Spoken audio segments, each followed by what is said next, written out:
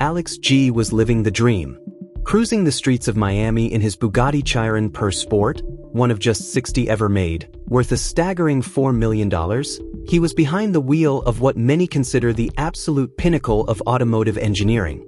Then a small delivery truck pulled out, and everything changed. The collision was almost embarrassingly low speed. A fender bender. The kind of thing you'd sort out with an insurance form and a week in the body shop. But this wasn't a normal car. The front end crumpled, the airbags deployed, and just like that, one of the rarest machines on the planet became a very expensive paperweight sitting in a Florida warehouse. Bugatti doesn't mess around when it comes to their reputation. They flew a specialist technician all the way from France just to inspect the damage. He wasn't there to help. He was there to deliver a verdict. After a brief look at the wreckage, he declared the car a total loss. And then Bugatti went one step further. They blacklisted the vehicle in their global database, effectively erasing it from existence. No authorized dealer anywhere in the world was permitted to sell a single bolt, a plastic clip, or a rubber seal for that specific chassis number. Then came the repair estimate.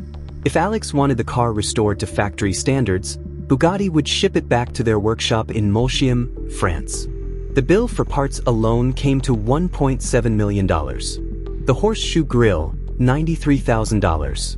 Each headlight, $58,000. A bonnet, $50,000. The front bumper, $80,000. That didn't include labor. It read less like a quote and more like a ransom note, designed to make sure the car stayed dead. Meanwhile, Alex was still writing checks for nearly $90,000 a month for a car he was legally and mechanically forbidden from fixing. Bugatti assumed the story was over. They didn't account for a YouTuber from the UK named Matt Armstrong. Matt has built a reputation for resurrecting dead supercars. Crash-damaged Ferraris, written-off Lamborghinis. He's pulled them all back from the brink. When he heard about the blacklisted Chiron, he didn't see a brick wall. He saw a challenge. He flew to Miami, inspected the car in person, and made up his mind on the spot. Whether Bugatti liked it or not, the rebuild was happening. What he found when he started stripping the car was worse than the internet realized. The impact had been just enough to push the entire drivetrain forward by a fraction of an inch. That tiny movement had fractured a structural aluminum engine mount and crushed a series of coolant lines. Bugatti's position was that the engine mount could not be repaired. It was cast aluminum, structural, and impossible to weld. The only solution, they said, was a completely new engine and gearbox housing. Price, over $1 million. Matt filed that away and kept going. One of the biggest myths Bugatti had carefully constructed was that the Chiron cannot be split in a normal workshop. Their official position was that only 2 facilities in the entire world had the right equipment: multi-million-dollar hydraulic cradles, laser-guided rails, purpose-built jigs, to safely separate the carbon fiber front section from the rear engine subframe. Attempting it anywhere else, they said, would destroy the chassis. Matt grabbed a plastic rolling trash can from the corner of his workshop. Using a basic 2-post lift, a few pieces of scrap timber to support the massive W16 engine, and that plastic bin on wheels, he and his father began unbolting the car. The tension was real. If anything slipped, the project ended immediately. Slowly, carefully, they worked through the fasteners. And then the wheels of that plastic trash can began to roll, and the front half of the Bugatti slid cleanly away from the rear. A $4 million hypercar, split in half with a bin from the hardware store. The moment was a reality check for the entire industry. Underneath all the leather and carbon fiber, the Chiron is a remarkably logical, modular machine. The entire car is held together by just 14 primary titanium bolts. High-quality fasteners, yes, but bolts that follow the same laws of physics as anything else on the road. As the two halves sat on the garage floor, Matt and his father got their first proper look at what the Miami crash had really done. The fractured engine mount sat at the center of it all, a broken piece of metal that Bugatti had called a death sentence. Matt took the bracket to a local machine shop and handed it to a welder named Bob. Bugatti's claim was that the alloy was too exotic to weld, that the magnesium content would cause the metal to bubble or catch fire under a torch. Bob looked at the part markings, identified the alloy as a specific aluminum magnesium grade, and got to work. He started by heating the entire bracket in an oven, bringing it to a uniform temperature to prevent further cracking. Then he ran a TIG weld along the fracture using a 4047 filler rod, a material known for flowing smoothly into complex castings. The metal took the weld without protest. The liquid aluminum filled the crack cleanly, just as it would on any other quality vehicle. Bob didn't stop there. He added reinforcing ribs to the repaired section, making the finished bracket stronger than the original part that left the Molsheim factory. The unweldable engine mount had been welded. While dismantling the car, Matt and his father made another discovery that cut straight through the mystique of the hypercar world. Buried inside the W16 engine bay, tucked behind layers of expensive engineering, were small sensors and electrical components stamped with part numbers that looked very familiar. Matt started cross-referencing them. Many traced back to other Volkswagen Group vehicles, Audis, Bentleys, which makes sense since VW owns all of them. But one find stood out above the rest.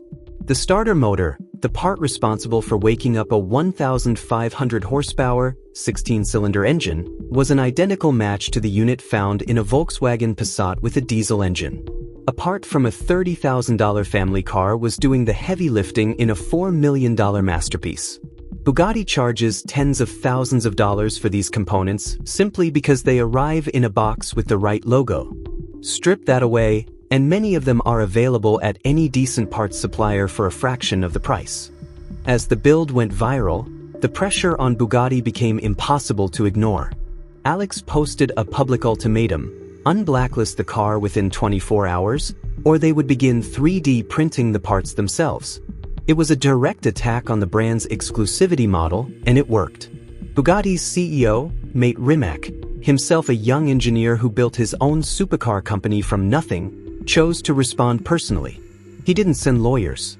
He reached out directly, explained his genuine safety concerns about a 1,500 horsepower machine running on unverified components at 261 miles per hour, and opened a conversation. With the car reassembled, Matt made one final decision that divided opinion all over again. He removed the factory catalytic converters and fitted a custom exhaust system, a one-off unit built by Valvetronic, featuring an X-pipe design and 6 exhaust tips, engineered specifically for this car using 3D scans. The 4 massive turbochargers on a standard Chiron act like giant mufflers, soaking up most of the engine noise. Combined with the factory exhaust, the result is a car that sounds almost eerily quiet for something with 16 cylinders. Matt wanted to find out what was really hiding underneath that silence. When the engine fired up with the new system installed, everyone in the workshop found out. This project was never really about one car. It was about a question that the automotive industry has spent years trying to avoid answering. If you spend $4 million on something, who actually owns it? The moment that made it clearest didn't involve a welder or a trash can. It involved an $11 titanium bolt. While reassembling the car, Matt applied slightly too much torque and snapped the head off a critical fastener, leaving the thread buried in the carbon fiber tub. Rather than calling the factory and waiting weeks for a replacement, he sourced a matching titanium bolt online for $11. It was just as strong. It fit perfectly, and it represented everything the build stood for.